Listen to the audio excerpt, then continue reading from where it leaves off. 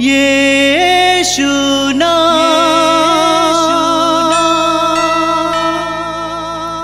यीशु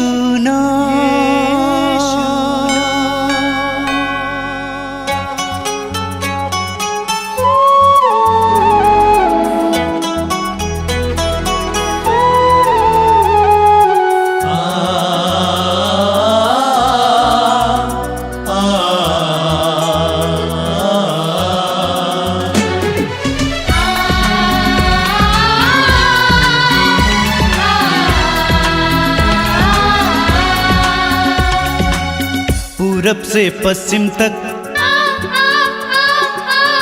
उत्तर से दक्षिण तक,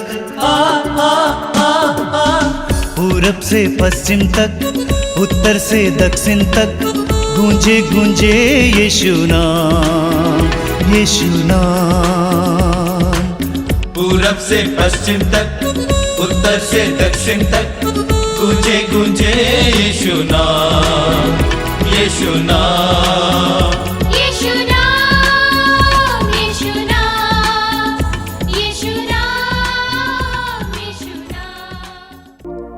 सबको जय यीशु। मातृधाम सत्संग में आप सभी का और एक बार हार्दिक स्वागत है। प्रभु आप सभी को आशीष और कृपा प्रदान करे। आप जहां कहीं से भी मातृधाम सत्संग से इस समय जुड़ रहे हैं, प्रभु आप सभी को आशीष और कृपा दे। मेरे प्रिय भाई मेरी बहन, प्रभु हमारे हालातों को बदलने में सक्षम है। हम किसी भी हालात से क्यों ना गुजर रहे हों, प्रभु हमारे हालातों को बदल सकते हैं। यिर्मयाह के ग्रंथ अध्याय 29 में प्रभु कहते हैं, मैं तुम्हारे भाग्य को पलट दूंगा। और सचमुच प्रभु हमें गंभीर से गंभीर स्थिति से भी निकाल कर ले आते हैं। हमारे साथ जो दुर्घटना होने वाली होती है, प्रभु उससे हमें बचा लेते हैं।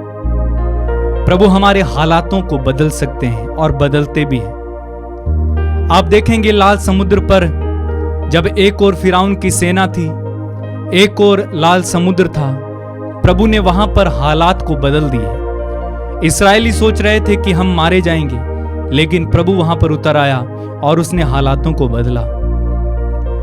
हम देखते हैं जैरूस के जीवन में उसकी बेटी मर गई थी। जब उसके घर यीशु पहुंचे तो हालात मातम के थे। शोक मनाया जा रहा था, लोग रो रहे थे, विलाप कर रहे थे, बांसुरी बजा रहे थे। लेकिन जैसे ही वहां पर यीशु आया, हालात बदल गए।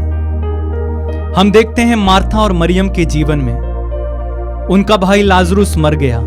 4 दिन बाद यीशु आए। सबने सोचा कि अब तो बहुत देर हो गई, अब क्या होगा।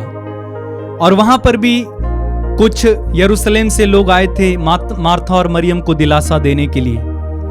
हालात वहां पर भी रोने पीटने और मातम के थे। लेकिन यीशु आया और यीशु ने 4 दिन के मुर्दे लाजरुस को जिंदा किया। तो यीशु हमारे हालातों को बदलने में सक्षम है। आज के सत्संग में अपने सभी हालातों को, आप जिस भी परिस्थिति से गुजर रहे हैं, उस परिस्थिति को प्रभु के हाथों में सौंपकर प्रार्थना कीजिए कि प्रभु आप हालात को बदल सकते हैं। हम देखते हैं काना के विवाह में अंगूरी खत्म हो गई। हालात ये थे कि शायद जिस घर की अंगूरी खत्म हुई थी उनका तिरस्कार किया जाता, लेकिन प्रभु वहां पर थे, हालात बदल गए। ठीक इसी तरह हम देखते हैं पेतरुस के घर में जब यीशु जाते हैं, पेतरुस की सांस बुखार में थी, लेकिन जैसे ही यीशु जाते हैं उनके घर, उस स्त्री के हालात बदल जाते हैं। जिस किसी के जीवन में प्रभु यीशु आते हैं, उसके हालात बदल जाते हैं। मेरे भाई मेरी बहन, आइए हम प्रभु को धन्यवाद दें और प्रभु की स्तुति करें, आराधना करें, क्योंकि वो हालातों को बदलने वाला परमेश्वर है। मेरे पीछे दोहराएंगे, hallelujah, hallelujah, hallelujah, hallelujah, hallelujah. यीशु की स्तुति हो, यीशु की स्तुति, यीशु को धन्यवाद, यीशु को धन्यवाद, यीशु की आराधना हो, यीशु की आराधना, hallelujah, hallelujah, hallelujah, hallelujah, hallelujah. हे प्रभु यीशु, हे प्रभु यीशु, मेरे जीवन में भी आइए, मेरे जीवन में भी आइए, मेरे घर में आइए, मेरे घर में आइए, मेरे हालातों को बदलने आइए, हालातों को बदलने आइए, मुझे शुद्ध करने आइए, मुझे शुद्ध करने आइए, मुझे चंगा करने आइए,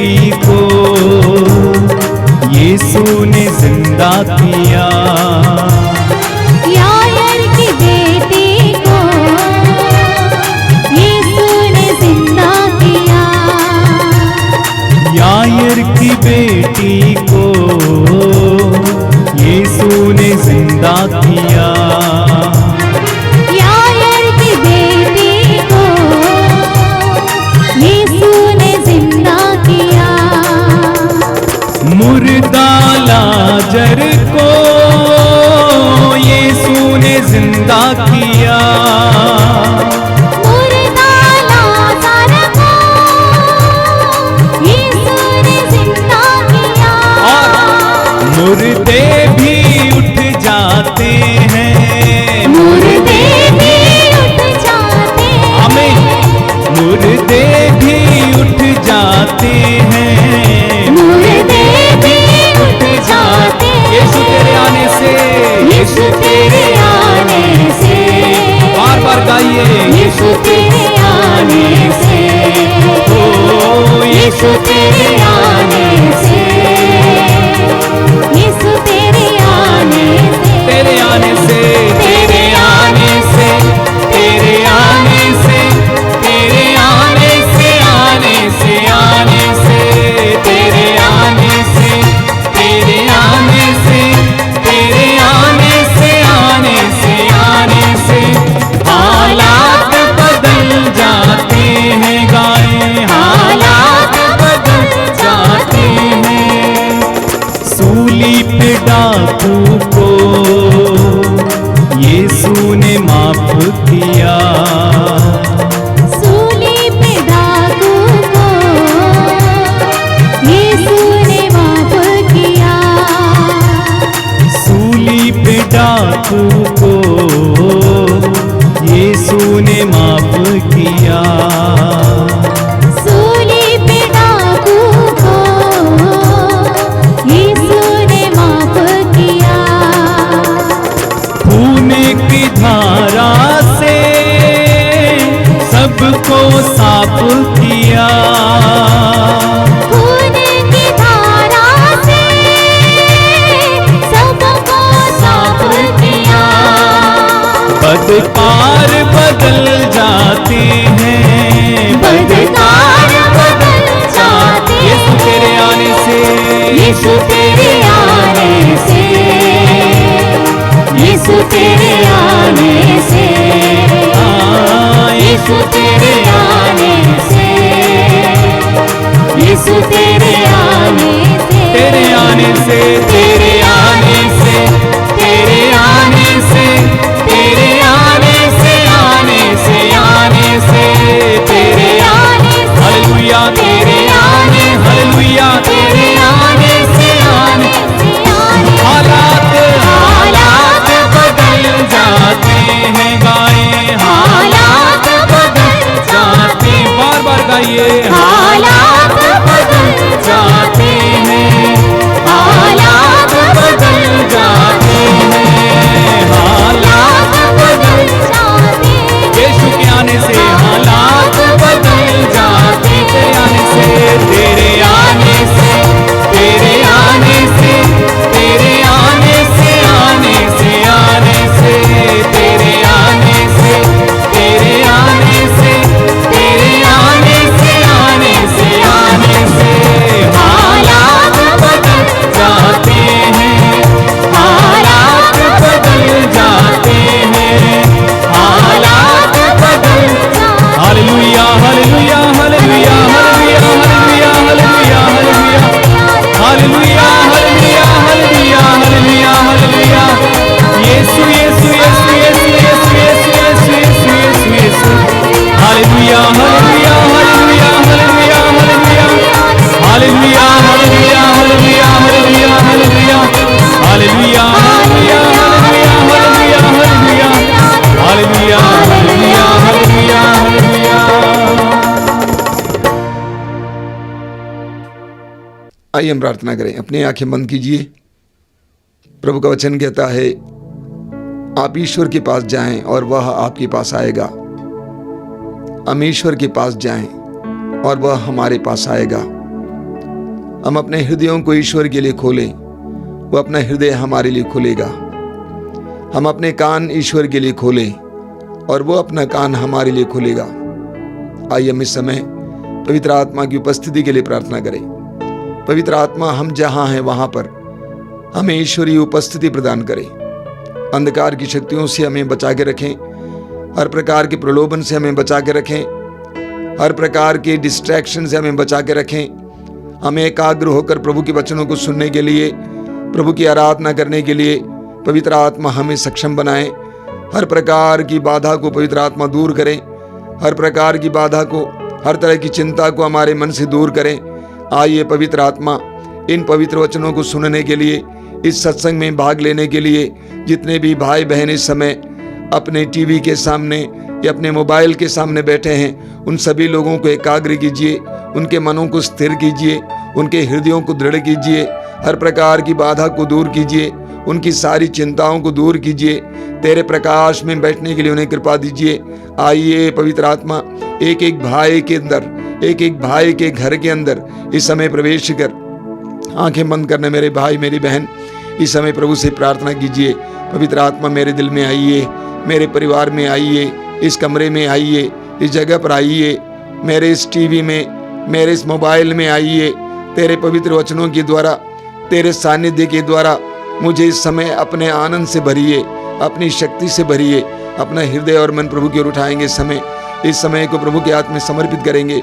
ये प्रभु के द्वारा निर्धारित समय है। प्रभु आपको प्यार करता है, प्रभु आपको आशीर्वाद देना चाहता है, प्रभु हमारे जीवन में चमत्कार और चिन्ह प्रकट करना चाहते हैं। अपने हृदय और मन को प्रभु के लिए खोलिए, अपने परिवार के दरवाजे को, अपने घर के दरवाजे को प्रभु के लिए खोलिए। एक एक बात को हटाइए जो इस समय बाधा बन रही है। हे यीशु आइए, हमारे जीवन में आइए, हमारे परिवार में आइए, हमारे हर कार्य में आइए। तेरे चमत्कार और चिन्ह प्रकट करने के लिए आइए यीशु मेरे भाई बहन के जीवन में इस समय आइए। पवित्र आत्मा के द्वारा आइए। आइए हम एक साथ प्रभु की स्तुति और आराधना करेंगे। Hallelujah hallelujah hallelujah hallelujah hallelujah hallelujah hallelujah hallelujah hallelujah hallelujah hallelujah hallelujah hallelujah hallelujah hallelujah hallelujah. आत्मा पावन आत्मा अंतर्यामी प्रभु, आत्मा पावन आत्मा अंतर्यामी प्रभु। स्वर्ग खोल कर तू उतर आ, हम पर तू आजा। स्वर्ग खोल कर तू उतर आ, हम पर तू आजा। नया बना दे, शुद्ध कर दे, शक्ति प्रदान कर दे। नया बना दे, शुद्ध कर दे, शक्ति प्रदान कर दे। आत्मा पावन आत्मा अंतर्यामी प्रभु, आत्मा पावन आत्मा अंतर्यामी प्रभु। जैसे हरणी जलधारा के लिए तरसती है, वैसे मेरी आत्मा तेरे लिए तरसती है। जैसे हरणी जलधारा के लिए तरसती है, वैसे मेरी आत्मा तेरे लिए तरसती है। मेरी आत्मा ईश्वर की, जीवंत ईश्वर की प्यासी है। मेरी आत्मा ईश्वर की, जीवंत ईश्वर की प्यासी है। आत्मा पावन आत्मा अंतर्यामी प्रभु, आत्मा पावन आत्मा अंतर्यामी प्रभु। गहरे गर्त में से तेरी दुहाई देता हूँ, मेरी पुकार सुन, मेरी विनती पर ध्यान दे। गहरे गर्त में से तेरी दुहाई देता हूँ, मेरी पुकार सुन, मेरी विनती पर ध्यान दे। तेरी प्रतीक्षा करता रहा, तेरी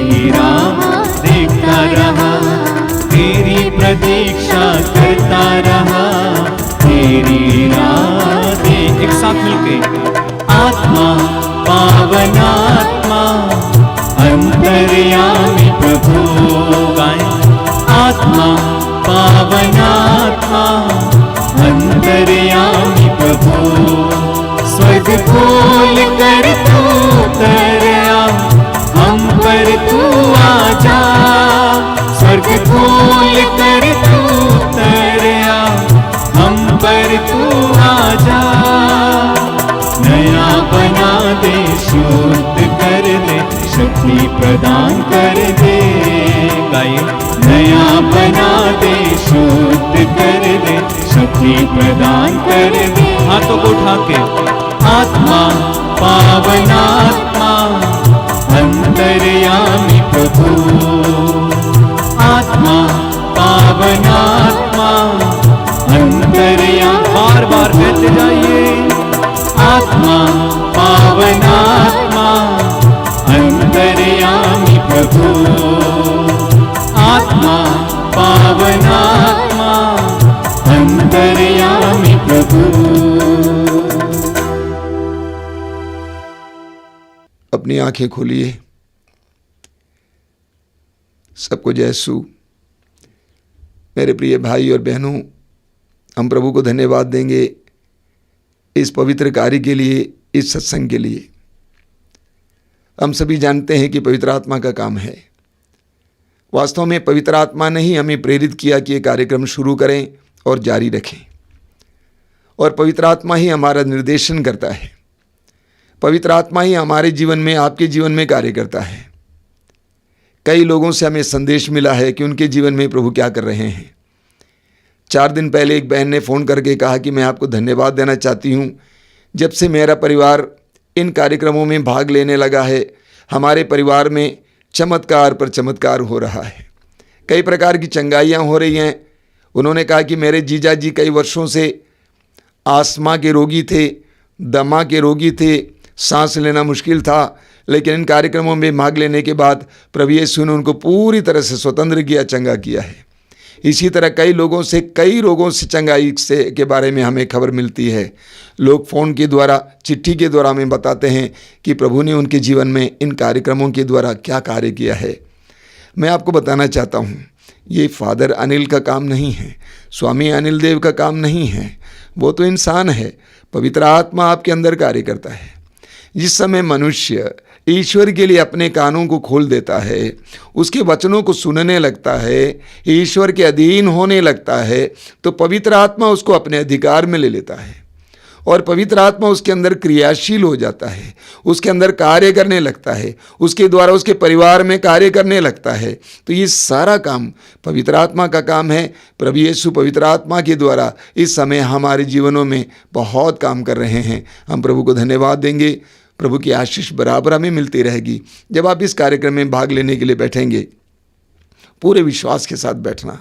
आज सुबह मैंने देखा, एक बहन ने फ़ोन में मैसेज भेजा था कि रोज़ की रोटी कार्यक्रम देखते देखते मेरे अंदर एक गंभीर रोग था, उससे मुझे छुटकारा मिला है। प्रभु को धन्यवाद हो, प्रभु की महिमा हो, प्रभु की प्रशंसा हो। धन्यवाद देते हुए जब आप इस कार्यक्रम के लिए बैठे हैं, इत्मीनान से बैठना, शांतिपूर्वक बैठना, सारी चिंताओं को दूर रखना। फिलहाल उन सारी चिंताओं को प्रभु के हाथ में समर्पित करेंगे।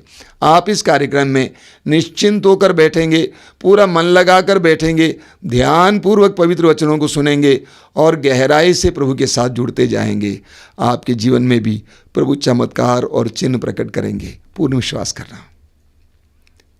मेरे प्रिय भाई और बहनों, बाइबल ने जिस ईश्वर के बारे में हमें सिखाया है, वह ईश्वर एक चमत्कारी और अद्भुत ईश्वर है।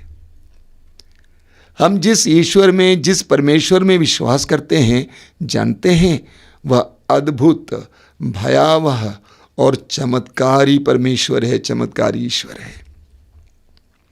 बाइबल के पहले पन्ने से लेकर अंतिम पन्ने तक ये बात स्पष्ट हो जाती है कि हमारा प्रभु चमत्कारी प्रभु है।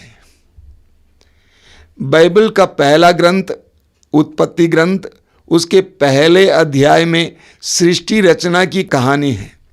किस तरह ईश्वर ने सारी सृष्टि की रचना की, इसकी कहानी है। वहाँ पर हम पढ़ते हैं, ईश्वर ने कहा और सृष्टि की रचना हुई। ईश्वर ने कहा। ईश्वर के वचन में सामर्थ्य है। इस्यास नबी अध्याय 55 वाक्य 11 में प्रभु कहते हैं, मेरे मुख से जो वाणी निकलती है बिना अपना उद्देश्य पूरा किए मेरे पास नहीं लौटती है। मेरी वाणी अपना उद्देश्य पूरा करके ही वापस लौटती है। इस्यास नबी अध्याय 45 वाक्य 23 में प्रभु कहते हैं, मेरे मुख से निकलने वाला शब्द सच्चा और अपरिवर्तनीय है, बदलने वाला नहीं है, सामर्थ्यपूर्ण, सच्चा। इब्रानियों की पत्र के अध्याय 4 वाक्य 12 में संत पौलुस कहते हैं, ईश्वर का वचन जीवित, सशक्त और दुधारी तलवार से भी तेज है। प्रभु का वचन जीवित है, सशक्त है, क्रियाशील है। आप पढ़ेंगे यिर्मयाह नबी के ग्रंथ के अध्याय 23 उसके वाक्य 29 में प्रभु कहते हैं कि मेरी वाणी आग की तरह है, मेरी वाणी हथौड़े की तरह है। प्रभु यीशु स्वयं अपने वचन के बारे में कहते हैं, आकाश और पृथ्वी टल जाए तो टल जाए, लेकिन मेरी वाणी नहीं टलेगी, मेरा वचन नहीं टलेगा। तो उत्पत्ति ग्रंथ में हम पढ़ते हैं, ईश्वर ने कहा प्रकाश हो जाए और प्रकाश हो गया। ईश्वर ने कहा प्रकाश हो जाए और प्रकाश हो गया। ईश्वर ने कहा पृथ्वी हरियाली से ढक जाए, लहलहाए, ऐसा ही हुआ। ईश्वर ने कहा और हुआ। इससे बड़ा कौन सा चमत्कार हो सकता है? ईश्वर के शब्द के द्वारा ईश्वर सारी सृष्टि की रचना करता है। हमारा ईश्वर चमत्कारी ईश्वर है। ईश्वर ने इब्राहिम को बुलाया एक नई प्रजा को सृष्टि करने के लिए, और ईश्वर ने इब्राहिम को 100 साल की उम्र में एक संतान दी। कभी आपने सुना है कि 100 साल की उम्र में किसी ने संतान उत्पन्न किया है? किया ईश्वर ने। इब्राहिम की पत्नी सारा तक हंस पड़ी, मेरा शरीर मुरझा गया है, क्या मैं अपने पति के साथ रमण कर पाऊंगी? क्या मैं मां बन पाऊंगी? अविश्वसनीय कार्यों को ईश्वर संभव कर देता है। ईश्वर ने इस्राएली जनता को मिस्र देश की गुलामी से बचाने के लिए चमत्कार पर चमत्कार प्रकट किया। नील नदी के जल को रक्त में बदल दिया, लाल समुद्र को 2 भागों में विभाजित किया। ईश्वर ने आसमान से मन्ना बरसाया, कई वर्षों तक अपनी जनता को खिलाया। ईश्वर ने चट्टान से जल निकाला। ईश्वर ने यरदन नदी को 2 भागों में विभाजित किया। प्रभु यीशु को लीजिए, प्रभु यीशु ने अंधों को आंखें दी, बहरों के कान खोल दिए। प्रभु यीशु ने जन्मांध को आंखें दी। प्रभु यीशु ने मृतकों को जिंदा किया, मरे हुए लाजरुस को चौथे दिन जिंदा किया, जैरुस की बेटी को जिंदा किया, नाइम की विधवा के पुत्र को जिंदा किया। और प्रभु यीशु के शिष्यों ने भी वही सारे कार्य किए। और वह ईश्वर कल, आज और अनंत काल तक एक सा है। इब्रानी अध्याय 13 वाक्य 8 में संत पौलुस कहते हैं, वही क्रिस्त कल, आज और अनंत काल तक एक है। वो चमत्कारी परमेश्वर आज भी चमत्कारी है। आज भी यीशु के नाम पर बड़े बड़े चिन्ह और चमत्कार प्रकट हो जाते हैं। आपने देखा होगा कई लोगों के जीवन में, कई दासों के द्वारा प्रभु कैसे बड़े बड़े कार्य संपन्न करते हैं। कुछ दिन पहले मैं एक व्यक्ति के साक्ष्य सुन रहा था। एक इंसान थे, करीब 55 साल के, 28 साल से उनके कान का पर्दा फट गया था, कान से मवाद बहता था, गंदगी बहती थी, बदबू निकलती थी। परेशान था, दवा करते करते थक गया। और उन्होंने टीवी में एक फादर के कार्यक्रम को देखा और उसके मन में प्रेरणा आई, पवित्र आत्मा ने प्रेरणा दी, 9 दिन लगातार इस कार्यक्रम को तुम देखोगे, तुम चंगे हो जाओगे। 9 रविवार उन्होंने लगातार इस कार्यक्रम को देखा। 7वें रविवार होते होते उसकी बीमारी और बढ़ गई, बदबू बढ़ गई, ज़्यादा मवाद गिरने लगा, बहुत ज़्यादा पीड़ा होती थी, दर्द होता था। उसने सोचा कि क्या हो रहा है, और उस दिन जब परेशान होकर वो बैठा था टीवी के सामने कार्यक्रम देखने के लिए, जब परम प्रसाद की आशीष हो रही थी, परम प्रसाद की आराधना हो रही थी, पवित्र आत्मा ने प्रेरणा दी, तुम एक काम कर, जाके टीवी में जो परम प्रसाद दिखाई देता उसके सामने अपना पंजा लगाओ और ले आकर अपने कान पे लगाओ। और उन्होंने ऐसा ही किया। मालूम मेरे भाई और बहनों, आज तक उन्होंने अपने कान के लिए टिकिया नहीं खाया है। प्रभु ने उसी क्षण उसके कान को चंगा कर दिया। चमत्कार और चिन्ह प्रकट होते यीशु के नाम पर। कुछ वर्ष पहले की बात है, हमारे आश्रम में मेरे कमरे के सामने एक गरीब औरत आई, बहुत ही गरीब औरत और निचले स्तर की, बहुत गरीब, समाज में बहुत निचले स्तर की औरत आई और फूट फूट को रो रही थी। मैंने पूछा क्या हुआ? उसने कहा कि मेरे स्तन में कैंसर हो गया है। मैंने हाथ रख कर देखा, पत्थर जैसे बन गया था। उसने कहा, डॉक्टरों ने कहा कि ऑपरेशन हो सकता है लेकिन कोई गारंटी नहीं है। मेरे दिल में बहुत दर्द आया उसके प्रति। एक तो गरीब है और रोगी हो गई है, क्या करेगी बेचारी। मैंने थोड़ी सी प्रार्थना की। उसके बाद मैंने कहा, बेटा सुन, दर्शन भवन में प्रभु यीशु तुम्हारा इंतज़ार कर रहे हैं, रोज आना, प्रभु के सामने बैठना। और वो नारी रोज आती थी, प्रभु के सामने बैठती थी, दुआ करती थी। मालूम आपको, 2 महीने के बाद रविवार के दिन सत्संग के समय वो मंच पर आई, खड़ी होकर उसने सबके सामने कहा, मेरे स्तन में कैंसर था, प्रभु यीशु ने मुझे चंगा किया। आज दुनिया भर में प्रभु यीशु के नाम पर बड़े बड़े चिन्ह और चमत्कार प्रकट होते हैं। बड़े बड़े चिन्ह, ये छोटे छोटे चिन्ह हैं, छोटी छोटी चंगाई हैं जिसके बारे में मैंने आपसे कहा। बड़े बड़े चिन्ह और चमत्कार होते हैं। टीवी कैमरा के सामने रोगी चंगे होते हुए मैंने देखा है।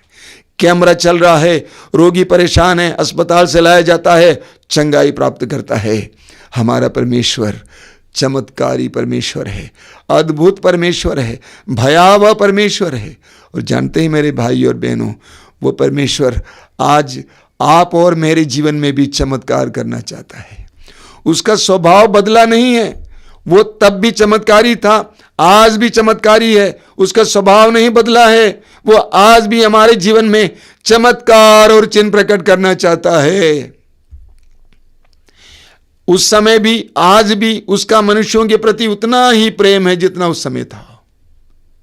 वो हमारे जीवन में भी चमत्कार और चिन्ह प्रकट करना चाहता है। लेकिन आज प्रभु हमारे सामने एक शर्त रखते हैं। वो शर्त क्या है? योशुआ का ग्रंथ अध्याय 3 वाक्य 5। योशुआ का ग्रंथ अध्याय 3 वाक्य 5। प्रभु कहते हैं, तुम अपने को पवित्र बनाए रखो और कल प्रभु तुम्हारी आंखों के सामने चमत्कार करेगा। तुम अपने आप को पवित्र बनाए रखो और कल प्रभु तुम्हारी आंखों के सामने चमत्कार करेगा। प्रभु कहते हैं कि मैं तुम्हारे जीवन में चमत्कार करना चाहता हूं। मैं तुम्हारे जरिए चमत्कार करना चाहता हूं। मैं तुम्हारे परिवार में चमत्कार करना चाहता हूं, लेकिन तुम अपने आप को पवित्र बनाए रखो। तुम अपने आप को पवित्र बनाए रखो। आज हम इस पर मनन करेंगे। मैं 3 बिंदुओं को उठा रहा हूं। सबसे पहले अपने हृदय को पवित्र रखना, अपने मन को पवित्र रखना। हम पढ़ते हैं यिर्मयाह नबी का ग्रंथ अध्याय 17 उसके वाक्य 9 में पढ़ते हैं, मनुष्य का हृदय सबसे कपटी और अविश्वसनीय है, उसकी थाह कौन ले सकता है। मनुष्य का हृदय सबसे कपटी और अविश्वसनीय है, उसकी थाह कौन ले सकता है। बाहर से अच्छा कपड़ा पहना हुआ है, सुंदर सा चेहरा है, मुस्कुराता है, अच्छी बोली बोलता है, लेकिन अंदर प्रभु कहते हैं कपटी और अविश्वसनीय, गंदगी से भरा हुआ, वासना, लालच, ईर्ष्या, जलन, क्रोध, दुश्मनी, बैर। कैसे चमत्कार हो सकता है। मत्ती के सुसमाचार के अध्याय 5 वाक्य 8 में प्रभु यीशु कहते हैं, धन्य है वो जिनका हृदय निर्मल है, वे ईश्वर के दर्शन करेंगे। धन्य है वे जिनके हृदय निर्मल है, वे ईश्वर के दर्शन करेंगे। इब्रानियों के पत्र के अध्याय 12 उसके वाक्य 14 में संत पौलुस कहते हैं, सबके साथ शांति बनाए रखें और पवित्रता की साधना करें, बिना कि इसके कोई भी ईश्वर के दर्शन नहीं करेंगे। पौलुस कहते हैं सबके साथ शांति बनाए रखें और पवित्रता की साधना करें, बिना इसके कोई भी ईश्वर के दर्शन नहीं करेंगे। आप पढ़ेंगे सामुएल के पहले ग्रंथ की अध्याय 16 में सामुएल जस्से के घर पे पहुंच गए। उनके बेटों में से, पुत्रों में से एक को इस्राएल के राजा के रूप में अभिषेक करने के लिए, और अंत में दाऊद उनके सामने लाया गया। दाऊद के बारे में सुंदर वर्णन है। उसमें बताया गया है कि उसकी आंखें सुंदर थीं। उसकी आंखें सुंदर थीं, आंखों में चमक थी। हमारी आंखों में कब चमक होती है? जब हमारा हृदय स्वच्छ होता है। हमारी आंखें हमारे व्यक्तित्व का दर्पण है। हमारी आंखों में हमारा व्यक्तित्व दिखाई देता है। तो प्रभु कहते हैं कि अपने आप को पवित्र बनाए रखो, कल तुम्हारी आंखों के सामने तुम्हारा प्रभु चमत्कार दिखाएगा। सबसे पहले हमें अपने हृदय को क्रोध से पवित्र करना, शुद्ध करना है, क्रोध से आजाद करना है। हम पढ़ेंगे उत्पत्ति ग्रंथ के अध्याय 4 में, उसके वाक्य 5 में लिखा हुआ है। देखिए, आदम और हेवा के 2 बेटे काइन और हाबिल। हाबिल और काइन दोनों ने ईश्वर को भेंट चढ़ाया। हाबिल ने अपनी भेड़ों में से सबसे अच्छी भेड़ का बच्चा चढ़ाया। काइन ने अपने खेत की उपज से कुछ चढ़ाया। वचन में बताता है कि ईश्वर हाबिल के भेंट से प्रसन्न हुआ। काइन क्रुद्ध हुआ। वचन 5 में लिखा हुआ है, काइन क्रुद्ध हुआ और उसका चेहरा उतर गया। काइन क्रुद्ध हुआ और उसका चेहरा उतर गया। वाक्य 6 में लिखा हुआ है, प्रभु काइन के पास आते हैं, पूछते हैं, तुम क्यों क्रोधित हो? तुम्हारा चेहरा क्यों उतर गया है? तुम क्यों क्रोधित हो? तुम्हारा चेहरा क्यों उतर गया है? जब हमारे अंदर क्रोध रहता है, हमारा चेहरा उतर जाता है। चेहरा उतर जाने का अर्थ क्या होता है? शांति भंग होना, कृपा भंग होना, अभिषेक भंग होना, आनंद ना होना। इस दुनिया में कितने ही लोग उतरे हुए चेहरे के साथ अपनी जिंदगी को घसीट घसीट कर बिताते हैं।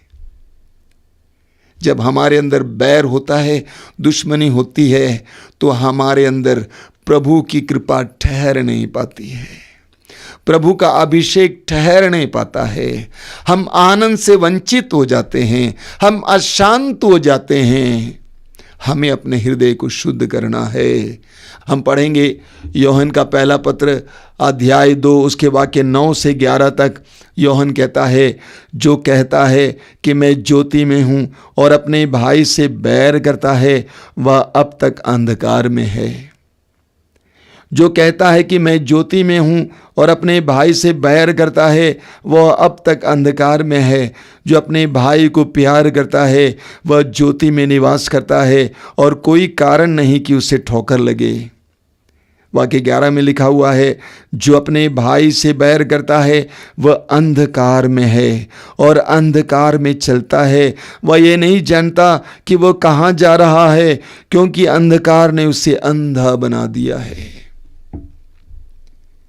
जो अपने भाई या बहन से बैर करता है, यूहन्ना कहता है, वो अंधकार में है, वो अंधेरे में है। अंधेरा उसको घेर चुका है, उसके हृदय में अंधेरा है, उसके मन में अंधेरा है। वो नहीं जानता कि वो कहाँ जा रहा है, वो नहीं जानता कि वो क्या कर रहा है, क्योंकि क्रोध ने, गुस्सा ने, बैर ने उसके मन, हृदय, आत्मा को अंधकार में कर दिया है।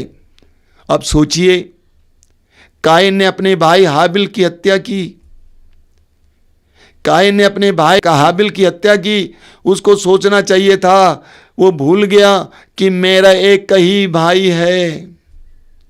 वो भूल गया कि मेरा एकमात्र साथी एक ही भाई, मुझे उसको मारना नहीं चाहिए। लेकिन वो भूल गया, वो पहचान नहीं पाया, क्योंकि वो अंधेरे में था। लोग क्रोध में है, बैर में भूल जाते हैं कि ये मेरी पत्नी है, भूल जाते हैं इसके हाथ को मैंने थामा था। भूल जाते हैं मेरे बच्चों की मां है। क्या नहीं करते हैं लोग, भूल जाते हैं मेरा पति है, शराबी जरूर है लेकिन मेरा पति है, उसके हाथ को मैंने थामा था, ये मेरे बच्चों के बाप हैं। अंधेरा हो गया है, पूरे हृदय और मन में अंधेरा छा गया है। हम पढ़ेंगे यूहन्ना का पहला पत्र अध्याय 3 वाक्य 15 में। यूहन्ना कहता है जो अपने भाई या बहन से बैर करता है वो हत्यारा है, और आप जानते हैं एक हत्यारे में अनंत जीवन नहीं होता है। जो अपने भाई या बहन से बैर करता है वो हत्यारा है, और हम जानते हैं कि उसमें अनंत जीवन नहीं होता है। सब कुछ है, पैसा है, वैभव है, एजुकेशन है, अच्छा स्वास्थ्य है, लेकिन अनंत जीवन नहीं है, प्रचुर जीवन नहीं है, कृपापूर्ण जीवन नहीं है, क्योंकि वो हत्यारा है, क्योंकि उसने अपने हृदय में क्रोध बनाए रखा है। एफिसियों के पत्र के अध्याय 4 उसकी वाक्य 27 में पौलुस कहते हैं शैतान को अवसर नहीं देना चाहिए, शैतान को अवसर नहीं देना चाहिए। इससे तुरंत पहले पौलुस क्या कह रहे हैं? पौलुस मेल मिलाप के बारे में कहते हैं, क्षमा के बारे में कहते हैं। पौलुस कहते हैं यदि आप क्रुद्ध हो जाएं तो इस कारण पाप ना करें, शैतान को अवसर नहीं देना चाहिए, सूरज के डूबने से पहले अपने को शांत करें। यानी पौलुस कहते हैं अगर आप अपने हृदय में क्रोध बनाए रखते हैं, दुश्मनी बनाए रखते हैं, तो आप अपने हृदय में शैतान को बसने के लिए स्थान देते हैं। और जब शैतान आपके दिल में बसने लगता है, शैतान पूरी तरह से उसको अपने अधिकार में कर लेता है, आपको परेशान करता है, आपको बेचैन करता है, आपको सोचने के लिए, बुराई सोचने के लिए मजबूर करता है, दूसरों की बुराई सोचने के लिए, दूसरों के नुकसान के बारे में सोचने के लिए, यहां तक कि उनकी हत्या के लिए सोचने के लिए शैतान मजबूर करता है। जब हम क्रोध को अपने हृदय में स्थान देते हैं, बैर और दुश्मनी को अपने हृदय में स्थान देते हैं, हमने शैतान को बैठने के लिए और कार्य करने के लिए अवसर दिया है। कितनी खतरनाक परिस्थिति होगी। आज हमें अपने हृदय को साफ करना होगा। साफ कर भाई, साफ कर, अपने हृदय को साफ कर। प्रभु को आपके जीवन में और आपके परिवार में चमत्कार करने दीजिए। आज की आराधना के दौरान हम इसके लिए प्रार्थना करेंगे, सबको क्षमा करेंगे और प्रभु के चमत्कार के योग्य बनेंगे। दूसरा बिंदु जिस पर मैं बोलना चाहता हूं वो यह है अपने इंद्रियों को वश में रखना, अपने इंद्रियों को साफ रखना। विशेष करके 2 इंद्रियों को मैं उठा रहा हूं। सबसे पहले आंखें। हमारी आंखें ईश्वर की कितनी बड़ी देन है, कितना बड़ा वरदान है। जब मैं युवाओं के लिए काम करता था उस समय हम युवाओं के शिविर चलाते समय युवाओं को 2-2 करके एक जोड़ी बनाते थे और एक की आंख बांध देते थे, वो पूरा अंधा बन जाता था। दूसरा युवा क्या करता था, उसका हाथ पकड़कर उसको इधर उधर टहलाता था। आधे घंटे का एक्सरसाइज होता था। उसको टहलाता, उसको दिखाते पत्थर है, ये पेड़ है, ये फूल है, ये है। जब आधे घंटे के बाद हम उनको वापस बुलाते थे और विशेष करके उन बच्चों की आंखों को बांधा हुआ था, उनसे पूछते थे कि आपका क्या अनुभव है। विश्वास कीजिए अधिकतर लड़के लड़कियां रो पड़ते थे।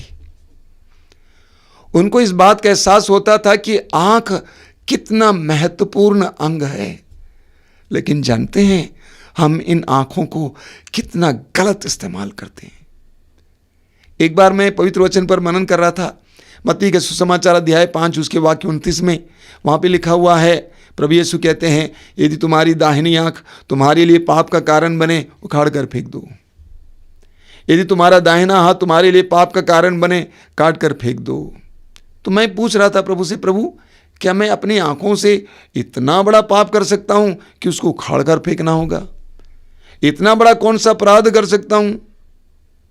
प्रभु ने मुझे मत्ती अध्याय 5 वाक्य 27 दिखाया। वहाँ पर क्या लिखा हुआ है? प्रभु यीशु कहते हैं तुमने सुना है, कहा गया है वे विचार मत करो। तुमने सुना है, कहा गया है वे विचार मत करो।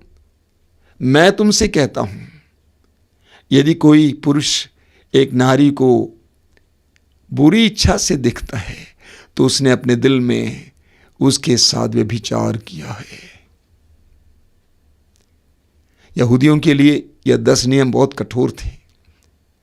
10 नियमों में से एक 6वां नियम व्यभिचार मत करना। जो व्यभिचार में पकड़ा जाता था उसको मौत की सजा सुनाई जाती थी। प्रभु यीशु उस व्यभिचार नियम का एक नई व्याख्या दे रहे हैं, एक बहुत ही कठोर व्याख्या दे रहे हैं। प्रभु कहते हैं तुमने सुना है व्यभिचार मत करो, लेकिन मैं तुमसे कहता हूं जो एक नारी को बुरी इच्छा से देखता उसने अपने मन में व्यभिचार कर लिया है। प्रभु ने मुझे दाऊद की याद दिलाया। सामुएल का दूसरा ग्रंथ अध्याय 11 में दाऊद के पतन के बारे में लिखा हुआ है। आप जानते हैं दाऊद इस्राएल का यशस्वी राजा था, सबसे यशस्वी राजा था। 40 साल तक उसने इस्राएल पर शासन किया था। ईश्वर के दिल में उसके प्रति बहुत जगह थी, लेकिन दाऊद ने अपराध किया, पाप किया। वचन में लिखा हुआ है कि शाम के समय दाऊद अपने महल के छत पर टहल रहा था। उसने देखा एक नारी नहा रही है और उस नारी के नंगे बदन ने दाऊद को परेशान किया। दाऊद देखता रहा। उसकी दृष्टि के द्वारा वासना की आत्मा उसके अंदर प्रविष्ट कर गई और वासना की आत्मा उसको परेशान करने लगी। उसको इस कदर परेशान करने लगी, उसको लगा कि मैं उसके साथ रमण करूंगा, उसके साथ व्यभिचार करूंगा। जबकि वचन में लिखा हुआ है कि दाऊद की बहुत सी पत्नियां और उपपत्नियां थी। दाऊद को एक दूसरे नारी की आवश्यकता नहीं थी, लेकिन उसने इतना देखा, आंखों के द्वारा वासना की आत्मा उसमें प्रवेश किया, वो परेशान हो गया। लेकिन कुछ दिन पहले तक मैं अखबारों में पढ़ने को मिलता था, अधिकतर कौन सा समाचार था? व्यभिचार का समाचार। करीब करीब हर पन्ने पे कोई ना कोई व्यभिचार का समाचार मिलता था। अविश्वसनीय बातें सुनने को मिलती थी। 8 साल की बच्ची के साथ व्यभिचार हुआ, 3 साल की बच्ची के साथ व्यभिचार हुआ। 1-2 केसेस हमने देखा है। एक सिकंदराबाद में आपने सुना है, एक नारी के साथ 3 पुरुष मिलकर व्यभिचार करते हैं, उसके बाद उसको जला देते हैं, फूंक देते हैं। इसी प्रकार अन्य जगहों पे भी होता है। लोग सोचते हैं कि क्या ये पागल हो गए हैं, क्या ये जानवर हो गए हैं? हां, वासना की आत्मा उसके अंदर इस कदर काम करने लगी कि वो जानवर हो गया है, पशु तुल्य हो गया है। पशु का विकार उसके अंदर आ गया है, उसके अंदर भूख आई है। क्या कारण है? देखना। आज सारा संसार अश्लीलता की चपेट में है। क्या बूढ़ा क्या जवान अश्लीलता के चपेट में। मीडिया के द्वारा अश्लीलता परोसी जा रही है और उसको देखते हैं। जब देखते हैं, देखने के बाद इंसान के अंदर भूख आ जाती है, प्यास आ जाती है, वो उसको पागल कर देती है। यही तो हो रहा है। अश्लीलता देख देख कर परेशान। आप देखेंगे दानियल का ग्रंथ अध्याय 13 उसके वाक्य 32 में, दानियल के ग्रंथ की अध्याय 13 में हमें सुसन्ना की कहानी मिलती है। 2 न्यायाधीश जो बुजुर्ग थे सुसन्ना के साथ गलत व्यवहार करना चाहते थे, लेकिन सुसन्ना ने इजाज़त नहीं दिया। इसीलिए उनके कहने पर जनता ने सुसन्ना को मौत की सज़ा सुनाई और सुसन्ना की मौत होने वाली है। लोगों के हाथों में पत्थर हैं, लोग फेंकने वाले हैं और वो दोनों न्यायाधीश सुसन्ना से बात करते हैं। और सुसन्ना, वचन में लिखा हुआ, घूंघट पहनी थी। न्यायाधीशों ने कहा घूंघट हटाओ, क्योंकि उसका सौंदर्य आस्वादन करना चाहते थे। आगे लिखा हुआ है, वे अपनी आंखों को तृप्त करना चाहते थे। वे अपनी आंखों को तृप्त करना चाहते थे। बहुत सारे लोग अपनी आंखों को तृप्त करना चाहते हैं और इसमें वे डूब जाते हैं। आंखों को तृप्त करने के लिए दाऊद ने उस नारी को देखा, उसके साथ व्यभिचार किया। उसके पूरे परिवार में विभाजन और विनाश आया। आंखों को तृप्त करना खतरनाक है। आंखों को अपने वश में रखना, प्रभु यीशु कहते हैं उखाड़ कर फेंक दो। मतलब क्या है? वश में रखना। एक जवान भाई मेरे पास आया, उसने कहा कि स्वामी जी मेरे लिए दुआ कीजिए। मैंने कहा क्या बात है? मैं सब कुछ में सेक्स देखता हूं, क्योंकि उसको बहुत ज्यादा अश्लीलता देखने की आदत हो गई है, सर्वत्र उसको सेक्स दिखाई देता है। उसने कहा कि मैं अपनी मां को भी अच्छे नजरिए से देख नहीं पाता हूं, मेरे लिए दुआ कीजिए। रो रहा था वो। इंसान अश्लीलता के चपेट में आ गया है। हमें क्या करना है? आप पढ़ेंगे स्तोत्र 34 उसके वाक्य 6 में, स्तोत्र 34 वाक्य 6 में लिखा हुआ है, प्रभु की ओर दृष्टि लगाओ और आनंदित हो। प्रभु की ओर दृष्टि लगाओ और आनंदित हो। अंग्रेजी में इसका अनुवाद है look to him and be radiant, यानी प्रभु की ओर दृष्टि लगाओ और प्रकाशमान हो जाओ। हम जितना प्रभु की ओर दृष्टि लगाएंगे उतना प्रकाशमान हो जाएंगे, वरना हमारी आंखें खराब होती जाएंगी। वचन में लिखा हुआ है मत्ती के सुसमाचार के अध्याय 6 उसके वाक्य 22 और 23 में प्रभु यीशु कहते हैं, मत्ती अध्याय 6 वाक्य 22 और 23 में प्रभु यीशु कहते हैं, आंख शरीर का दीपक है। आंख शरीर का दीपक है। यदि आंख स्वस्थ है तो पूरा शरीर प्रकाशमान होगा, लेकिन अगर आंख ही खराब है तो पूरा शरीर अंधकार में हो जाएगा। इन आंखों को वश में लाना है। इसको तृप्त नहीं कर सकते हम, उस तृप्ति में हम बर्बाद हो जाएंगे। इसीलिए हमें प्रभु की ओर दृष्टि लगाना है। हमारे आश्रम में बहुत सारे युवक युवतियां आते हैं यही समस्या लेकर। मैं उनसे कहता हूं 1-2 सप्ताह यहां रहो, रोज आराधना में प्रभु के सामने बैठो। वे प्रभु की ओर दृष्टि लगाते हैं, आराधना करते हैं, प्रार्थना करते हैं, पूरी तरह से शुद्ध होकर घर वापस जाते हैं और एक पवित्र जीवन जीना शुरू करते हैं। स्तोत्रकार कहता है स्तोत्र 121 में उसके वाक्य 1 में, मैं अपनी आंखें पर्वतों की ओर उठाता हूं।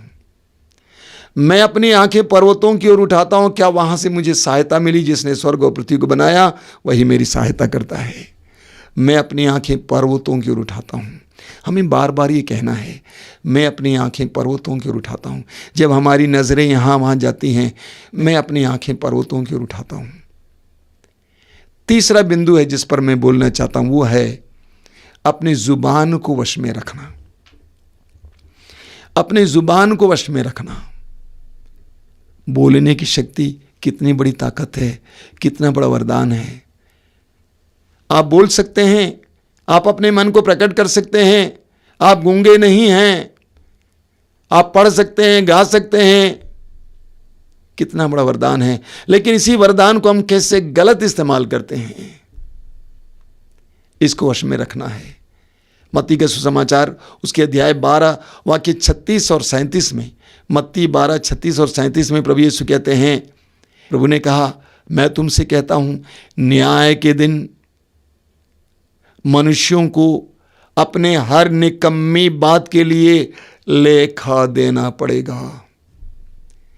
न्याय के दिन मनुष्यों को अपने हर निकम्मी बात के लिए लेखा देना पड़ेगा। तुम्हारे ही बातों के द्वारा तुम दोषी या निर्दोष ठहराए जाओगे। इस वचन ने मेरे जीवन पर गहराई से असर किया। पहले मैं बहुत बोलता था, भला बुरा सब कुछ बोलता था, मजाक बहुत करता था, दूसरों को खुश करने को सोचता था मजाक बोलते हुए। लेकिन इस वचन ने मुझे कंट्रोल किया। मैं हमेशा सोचता हूं बोलना है या नहीं बोलना है। अपनी आत्मा से अंतःकरण से पूछता हूं बोलना है या नहीं बोलना है, क्योंकि मुझे याद है कि प्रभु ने कहा है तुम्हारे हर निकम्मी बात के लिए तुम्हें लेखा देना पड़ेगा। हमें स्तोत्र ग्रंथ में पढ़ने को मिलता है, स्तोत्र 34 उसके वाक्य 13 और 14 में, स्तोत्र 34 वाक्य 13 और 14 में हम इस प्रकार पढ़ते हैं, तुम में कौन भरपूर जीवन, लंबी आयु और सुख शांति चाहता है, तो तुम ना अपने जीभ को बुराई बोलने दो और ना अपने होंठों को कपटपूर्ण बातें। एक बार और पढ़ रहा हूं, तुम में कौन भरपूर जीवन, लंबी आयु और सुख शांति चाहता है, तो तुम ना अपनी जीभ को बुराई बोलने दो और ना अपने होंठों को कपटपूर्ण बातें। प्रभु कहते हैं यदि तुम लंबी उम्र और सुख शांति चाहते हो, अपनी जुबान को कपटपूर्ण बातें और बुराई बोलने ना दो। अपनी जुबान को कंट्रोल में रखो। मत्ती के सुसमाचार के अध्याय 13 उसके वाक्य 37 में प्रभु यीशु बीज बोने वाले के दृष्टांत का अर्थ समझाते हुए कहते हैं, बोने वाला मानव पुत्र है और बीज ईश्वर का वचन है। प्रभु यीशु अपने बारे में कहते हैं कि मैं ईश्वर का वचन बोता हूं। आज हम में से हर एक को पूछना है, मैं क्या बोता हूं? मैं क्या बोता हूं? इतना जरूर है, हम जो बोएंगे वही काटेंगे। हम जो बोएंगे वही काटेंगे। अगर हम गेहूं बोएंगे, गेहूं काटेंगे और हमें ही काटना होगा। आज नहीं तो कल काटना होगा। हम जो बोएंगे वही काटेंगे। सवाल ही खड़ा होता है, मैं क्या बोता हूं? अपनी वाणी के द्वारा, अपनी बोली के द्वारा, अपनी जुबान के द्वारा मैं क्या बोते जा रहा हूं? एक समय आएगा मुझे काटना होगा। मैं एक बहन को जानता हूं, पहले वो बहुत बोलती थी और कठोर शब्दों में लोगों से बात करती थी। मुझे डर लगता था कि कैसा इंसान है, इतने कठोर शब्दों में अपने पिता से बात करना, सबसे बात करना, कुछ भी बोल देती थी। बहुत हिम्मत थी उसके अंदर। मैं सोचता था कि क्या कर रही है ये, लेकिन जानते हैं आज वो शांत है, चुप है, बोल नहीं पाती है। वो गिर गई, उसकी आर्थिक स्थिति गिर गई। आज वो चुप है, मौन है। प्रभु कहते हैं, यदि तुम सुख, शांति और लंबी आयु चाहते हो, अपनी जुबान को बुराई बोलने से रोको। आप पढ़ेंगे सूक्ति ग्रंथ के अध्याय 18 वाक्य 21 में, वहां लिखा हुआ है, जीवन और मृत्यु दोनों मनुष्य की जिह्वा के अधीन है। जीवन और मृत्यु दोनों मनुष्य की जिह्वा के अधीन है। उसका सदुपयोग करो और तुम्हें उसका फल प्राप्त होगा। वचन कहता है, जीवन और मृत्यु तुम्हारी जुबान पे है। उसका सदुपयोग करो, तुम्हें उसका फल मिलेगा। तुम इसका जैसे उपयोग करोगे उसके अनुसार तुम्हें फल मिलेगा। अगर जीवन चाहते हो, सदुपयोग करो, अच्छी बातें बोलो। प्रवक्ता ग्रंथ अध्याय 5 उसके वाक्य 15 में इस प्रकार लिखा हुआ है, बोलने से सम्मान और अपमान दोनों मिलते हैं। बोलने से सम्मान और अपमान दोनों मिलते हैं। जीवा मनुष्य के पतन का कारण बनती है। याकूब के पत्र के अध्याय 3 में याकूब ने इसके बारे में बहुत लंबा वर्णन दिया है। वाक्य 5 में लिखा हुआ, इसी प्रकार जीभ शरीर का एक छोटा सा अंग है, किंतु वो शक्तिशाली होने का दावा कर सकती है। देखिए, एक छोटी सी चिंगारी कितने विशाल वन में आग लगा सकती है। जीभ भी एक आग है जो हमारे अंगों में के बीच रख हर प्रकार की बुराई का स्रोत है। याकूब कहता है, एक छोटी सी चिंगारी एक बहुत बड़े जंगल को जला सकती है, भस्म कर सकती है। एक बात के जरिए, एक वाणी के जरिए हम बना सकते हैं, उसी तरह हम बिगाड़ भी सकते हैं। एक बात के जरिए, एक वाणी के जरिए कैसे परिवार उजड़ जाते हैं, रिश्ते टूट जाते हैं, शक पैदा हो जाती है, पति पत्नी का तिरस्कार करने लगते हैं। एक वाणी के जरिए किसी ने कह दिया, जानते हो तुम्हारी पत्नी किसी की ओर जाती है, किसके पास जाती है, शक उत्पन्न हो गई, परिवार टूट गया। तो संत याकूब कहते हैं कि हमारी जुबान कितनी खतरनाक हो सकती है।